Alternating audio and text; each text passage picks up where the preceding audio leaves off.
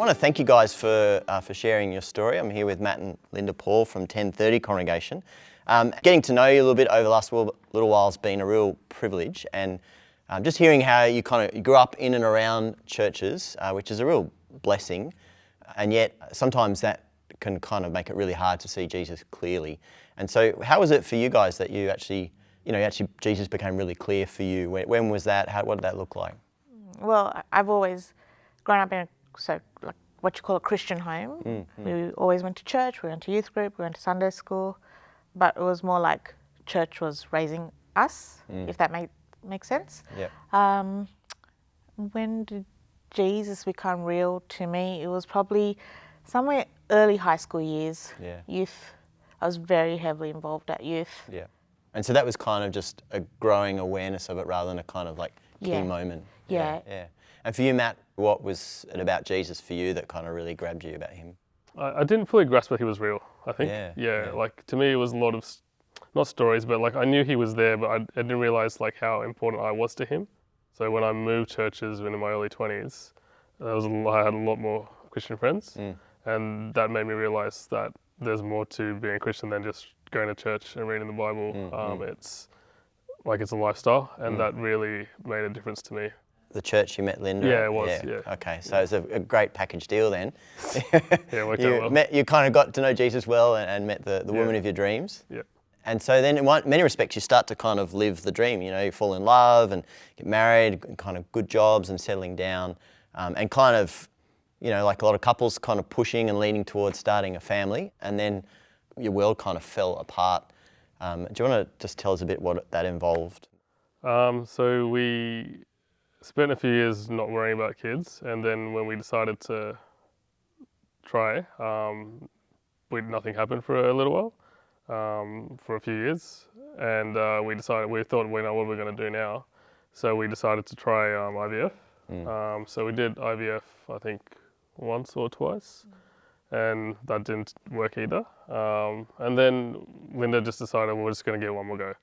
So we did, and it worked, and Lynda was pregnant with Sylvester, and everything was going fine. And then basically we were getting ready for the birth. Lynda went into hospital, and I was on stage in praise and worship, doing rehearsal, and then I got a call saying that he's gone, he's died. Like when Matt is telling you the story, it's like, this happened and this happened and this happened, but that was almost 10 years in the making. Yeah. That was a lot of hopes and dreams, tears. Yeah. And I guess the question that raises, is people you've trusted God and you want to follow him and he's good, and yet something like this happens, and you think, how is God good in that? Like, how did you like process that? What do you do with that, with your faith? I'd always, when we had gone through the whole process of like IVF and thinking about having children, I always thought to myself the worst thing that could happen would be stillbirth. And that had literally happened to us. Wow. Yeah. And I still remember carrying his coffin, and that was, without question, the hardest thing I've ever had to do. And that moment, I think I was just angry. Yeah. I was like, why did that have to happen?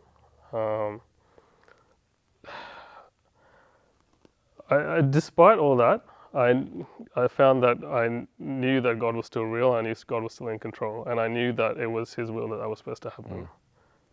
Accepting it and understanding it, no. Yeah. And I still don't fully understand it. I don't actually need to know what happened. I know that whatever happened was meant to happen. That's massive though, because to like, a lot of people wouldn't be able to sit with that. Yeah. And I honestly, wholeheartedly, that's the truth. Yeah. Wow. Yeah. I don't need to know. It happened, and it happened to us. I don't need to know why it happened. As a woman, as a mum, it's probably the worst thing you'd go through. But 8 months later, when we got pregnant with our baby, Jackson, I could still sit there and be like, I can see why that happened. It makes this moment so much more. Yeah, right. Wow. And I couldn't really describe it to anyone. Yeah, Like, I think people probably thought I was a bit nuts. But it gave me peace. Yeah. and that's all that mattered. Yeah. I mourn the loss of that child, but I celebrate this one.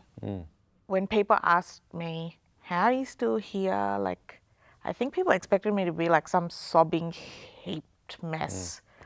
I was still up and functioning. I could still get up. I was okay. And I could honestly say I was okay. And there's only one reason I'm okay, because God's got my back. That's it. Yeah. Yeah. If his hand had gone away from me, I'd be that mess. Yeah. Thank you for sharing that. And yes, you approached me about sharing this in your Yes, story. yeah. Why did you want to do that? I want people to know where we've come from, and we didn't get here easily, and we definitely didn't get here by ourselves. I don't know who's listening. I don't know what anyone's going through, but I'm hoping that my story, or our story, resonates with other people and gives them that same strength. Someone that I watched at church on video, and it was after that we approached you, and that helped me at that point. And that's what I want to do. Yeah, isn't it amazing? Often when we're vulnerable, it actually helps others and enables others to be helped, and then they want to help others. So yeah.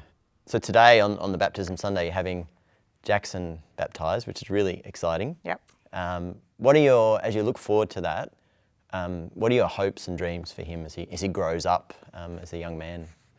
I guess no matter what he does with his life, to just always put Jesus first. I have no great desires for him to be anything special, or like want him to be a doctor or whatever. I just want him to do his best at everything, but always remember that Jesus comes first. Like, we serve like the God of all ages. So whoever helped his mum and dad is going to be there for him. Yeah. Guys, thank you so much for sharing. You are a special gift to Norwest in so many ways, and I know that you sharing your story is going to be, people are going to celebrate with you for Jackson and your faith, and kind of mourn with you for Sylvester, and be helped by your story. So thank you for giving so generously of yourselves to share your story. Thank you. Thanks, James.